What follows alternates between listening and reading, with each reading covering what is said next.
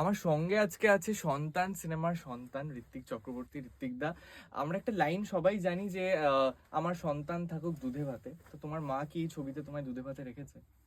না, আমি চেষ্টা করছি মাকে একটু বেশ গরম একটা বেশ কি বলবো একটা তাওয়া নাকি একটা কড়াই না কিসের মধ্যে যেন রাখতে, একটু দেখলে বুঝতে পারবে।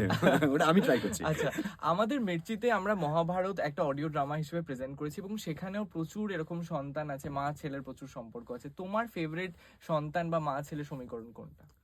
কর্ণকুন্তির সমীকরণ আমার মানে আমি অ্যাক্টরের পার্সপেক্টিভে বলছি, এমনি হ্যাঁ। চরিত্রগত ভাবেও কর্ণ এবং কুন্তির যে যে দ্বন্দ্ব, যে ভালোবাসা, তো যে যে বিশ্ববিখ্যাত। বিশ্ববিখ্যাত, এবং ওইটাতে তুমি মানে রোজই নতুন নতুন কোনো না কোনো অ্যাঙ্গেল বা এজ দেখতে পাবে। তো একদম। এটা একটা মানে চিরন্তন। আচ্ছা। মহাভারত স্ট্রিম করছি মির্চি বাংলা ইউটিউব চ্যানেল আর গানা অ্যাপে।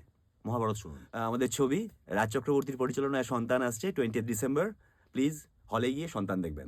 টাইমস অফ পুরাণ আপনার জন্য নিয়ে এলো মহাভারত, চিরকালের চিরনতুন।